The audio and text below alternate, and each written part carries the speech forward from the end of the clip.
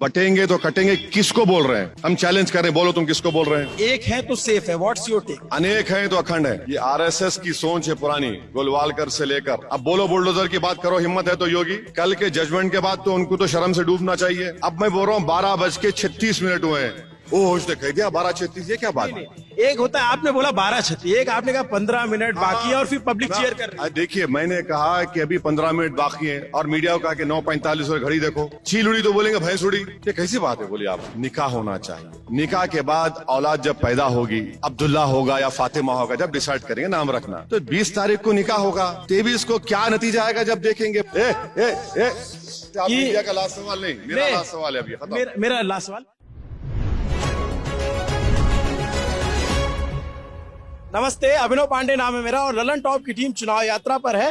चुनाव यात्रा महाराष्ट्र के संभाजीनगर, जिसको पहले औरंगाबाद के नाम से जाना जाता है, वहां पर है। असदुद्दीन ओवैसी अपनी पार्टी का प्रचार कर रहे हैं। यहाँ पे इनको जो दूसरी बड़ी सफलता मिली थी हैदराबाद के बाद, उसका कहा जाता है औरंगाबाद से इनका एमपी बना। अतः साहब, कैसा चल रहा है चुनाव प्रचार? क्या लग रहा है इस बार माहौल? नहीं, हम काफी मुतमईन हैं। एतमाद है इंशाअल्लाह ताला औरंगाबाद की इन दोनों विधानसभा की सीट पर यहाँ की आवाम नासिर सिद्दीकी साहब को और इम्तियाज जलील साहब को अपना नया आमदार इलेक्ट करेगी।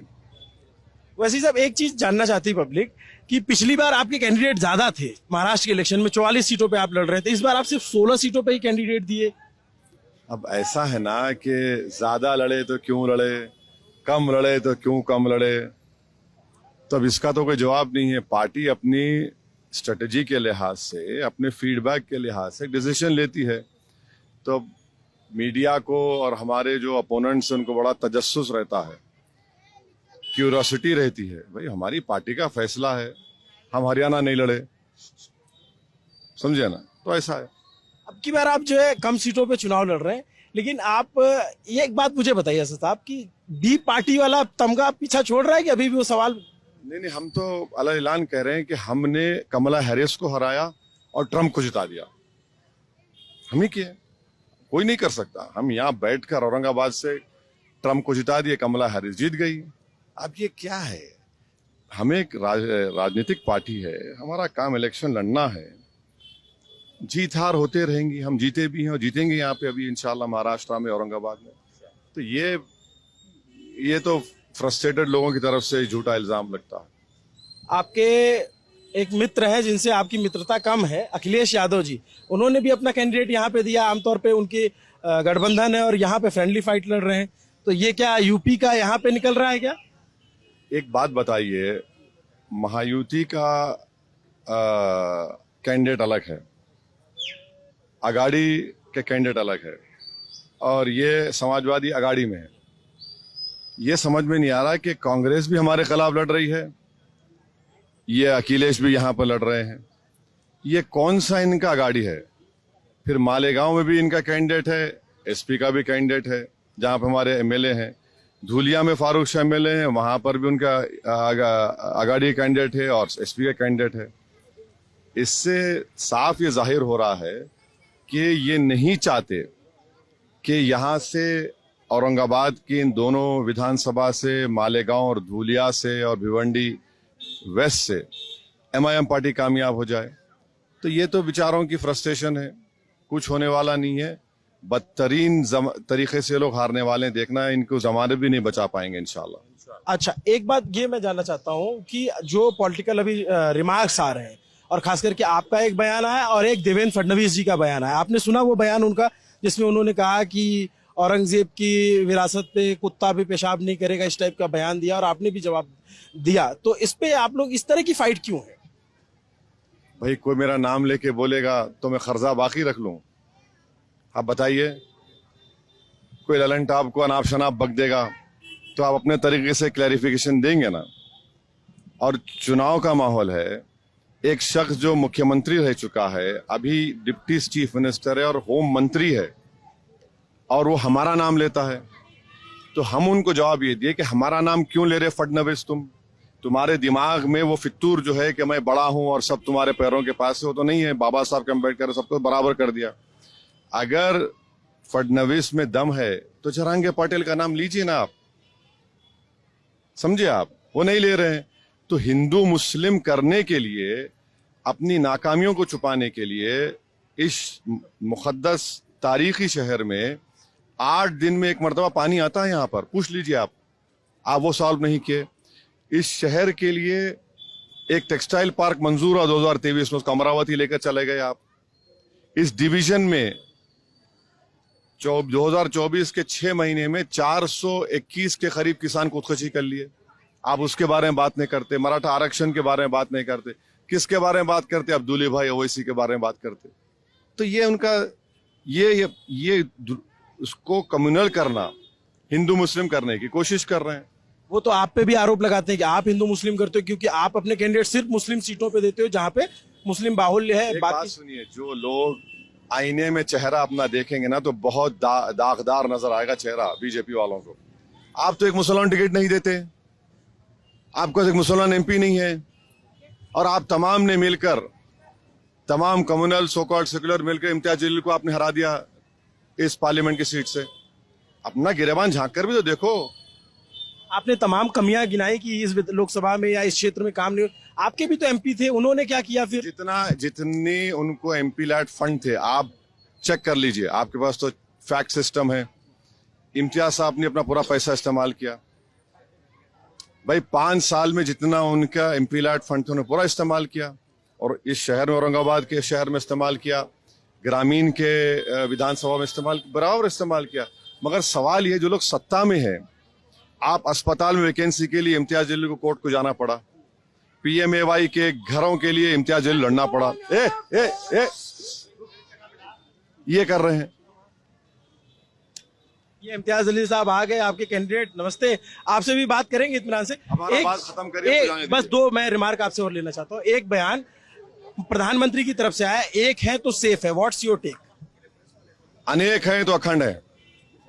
ये आरएसएस की सोच है पुरानी, गोलवालकर से लेकर, कि इस देश को, वो जब एक की बात करते ना, तो वो डाइवर्सिटी को खत्म करना चाहते हैं। इस मुल्क की ताकत और खूबसूरत यह है कि यहाँ पर डाइवर्स कल्चर है, डाइवर्स रिलीजन है, डाइवर्स लैंग्वेजेस हैं। ये आरएसएस की शुरू से एक कोशिश है कि एक के नाम पर सबको खत्म कर दो।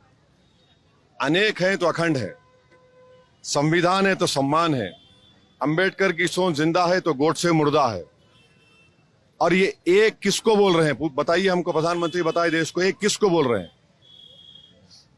देश के एक होने की बात नहीं कर रहे हैं, उनकी जो आइडियोलॉजी को मानने वाले हैं उनको बोल रहे हैं। देश से मुखातिब नहीं है प्रधानमंत्री मोदी।